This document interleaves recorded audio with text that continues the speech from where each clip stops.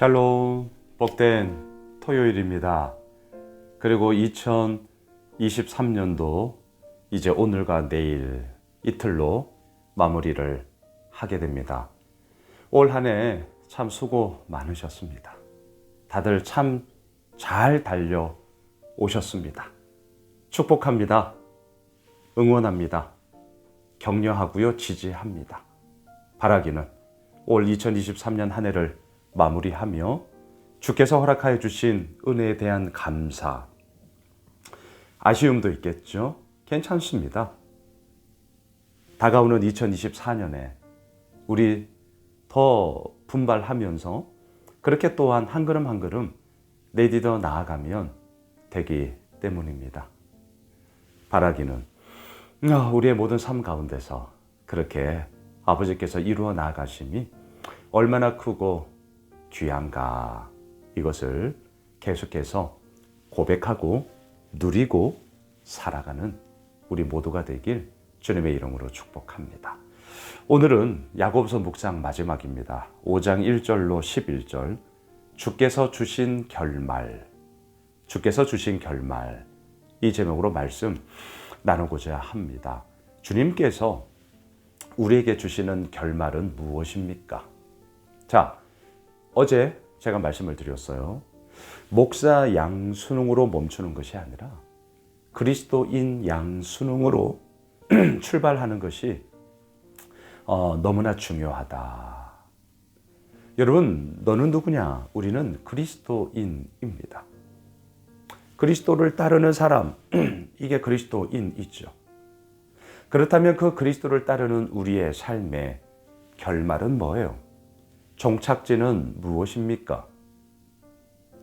우주 만물을 창조하신 하나님, 우리의 구원자 되시는 예수님, 또한 오늘도 우리와 함께 하시사 창조의 역사와 구원의 은혜를 오늘 우리의 삶 가운데 실제가 되게 하시는 성령님, 그 삼위일체 하나님과 함께 더불어 영원한 천국의 소망, 천국의 기쁨, 천국의 영광스러움, 성화가 예수님 닮아가는 것이 이 땅의 우리의 삶의 모습이라면 하나님 나라는 어때요? 성화가 완성되어진 영화의 삶이 우리가 영원히 이어지는 것 아닙니까? 우리 이 천국의 소망을 가지고 살아가는 자 아니에요? 정처 없이 떠돌아다니는 나그네가 아니라 우리가 왔던 곳으로 다시금 돌아가는 본향을 향해 나아가는 순례자 아닙니까? 그렇습니다. 그래서 너는 누구냐라는 이 질문에 대한 분명한 답들이 우리에게는 너무나 중요하단 말입니다.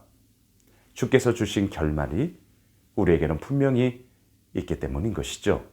자, 그런데 오늘 보면 1절 보세요. 들으라. 부한 자들아, 너희에게 임할 고생으로 말미암아 울고 통곡하라. 자, 부한 자들, 부자를 얘기합니다. 왜 부자들에게 고생으로 말미암아 울고 통곡하라고 얘기를 하느냐? 이유가 있어요. 4절로 가세요.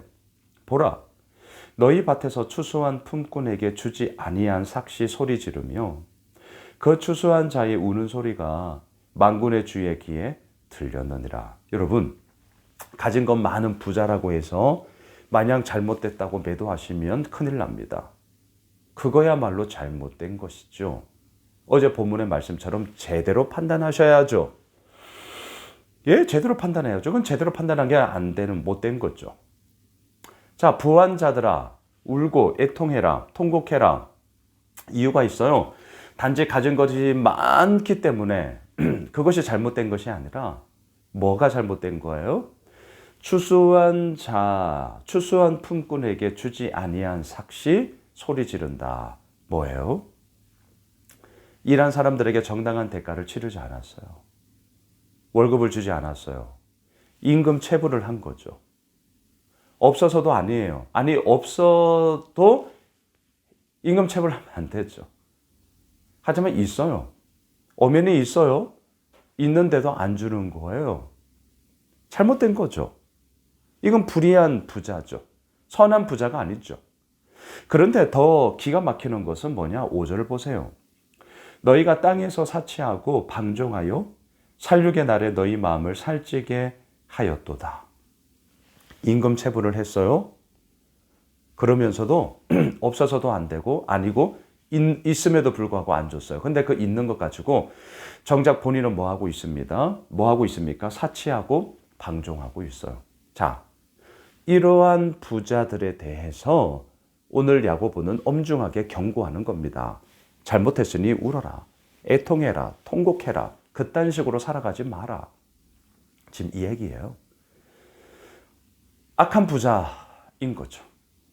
잘못된 부자인 거죠. 이렇게 하면 안 되는 거죠. 반대로 선한 부자 있습니다.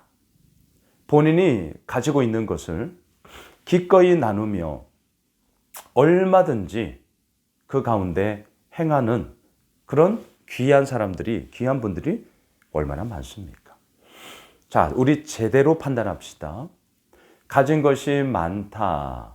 이것 자체로 인해서 잘못된 것이 아니라 임금 체불한 돈을 가지고 본인은 사치하고 방종하고 있는 그릇된 부자, 잘못된 부자, 이기적인 부자, 이러한 사람들은 잘못된 것이다. 이것이죠. 또한 여러분, 주께서 주신 결말이 우리에게 분명하기 때문에 우리 어떻게 해야 되느냐? 8절과 9절을 보실까요? 너희도 길이 참고 마음을 굳건하게 하라.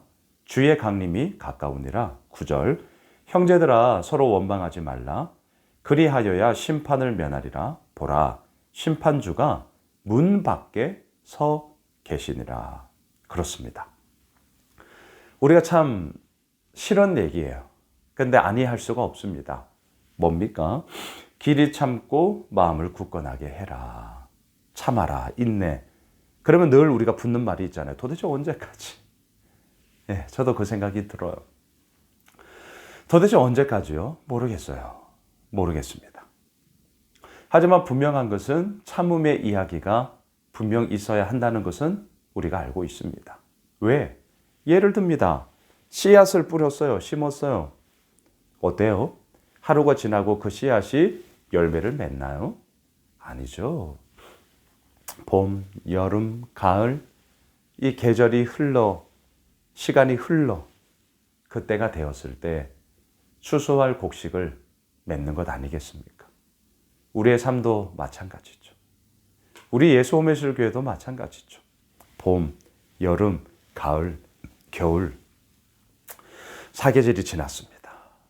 이제 우리 교회가 만 6년을 지나 지금 7년차 사역을 진행하고 있는데 벌써 6번이 지나 이제 7번째로 나아가고 있단 말이죠.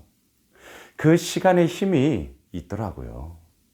그 시간의 힘, 그 시간이 주는 게 있어요. 그리고 우리 교회 역시 무수히 많은 과정들을 통해서 때로는 버티고 통과하고 이겨나가고 힘들면 그 자리에 앉아서 쉬기도 했고요. 더 힘들면 주저앉기도 했어요. 하지만 그 과정을 계속해서 걸어 한 걸음 한 걸음 오다 보니 이제 여기까지 오게 된 것이고 그 가운데서 아버지께서 허락하여 주시는 은혜가 얼마나 크고 감사한 것인가를 고백하지 아니할 수가 없게 된 그 놀라운 주님의 은혜를 맛보는 것이죠. 그 얘기입니다. 너희도 길이 참고 마음을 굳건하게 하라. 그러면서 9절 마지막에서 얘기하잖아요. 심판주가 문 밖에 서 계시니라. 자, 마지막 결론을 보실까요? 11절. 보라, 인내하는 자를 우리가 복되다 하나니 너희가 욥의 인내를 들었고 주께서 주신 결말을 보았거니와 주는 가장 자비하시고 긍휼히 여기시는 이시니라. 주께서 주신 결말. 말씀을 정리하겠습니다. 오늘로 야고보서 묵상을 마치고요. 이제 내일 우리 주일 예배와 그리고 송구 영신 예배로 한 해를 마무리하게 됩니다. 여러분 다시 한번 축복하고 수고 많으셨습니다. 그리고 함께 주의 몸된 교회를 섬길 수 있음이 목사인 저에게 너무나 큰 기쁨이요 감사가 됩니다. 바라기는 주께서 주신 결말, 그 결말을 우리는 알고 있습니다. 영광스러움, 승리, 모든 것을 온전히 이루어 나아감, 이 결말이 우리에게 있습니다. 이것을 붙잡고 오늘도 나아가고요. 내일 주일 예배 있습니다. 특별히 교회 학교에서는 이제 마지막 졸업 예배로 우리 친구들 마무리하게 되고요. 그리고 내일 저녁 9시, 밤 9시 송구영신 예배로 드립니다. 여러분들 함께 예배함으로 올 한 해를 마무리하면 좋겠습니다. 예배를 위해서 우리 가지고 나온 개인의 기도 제목으로 우리가 나아갑시다. 함께 기도하겠습니다.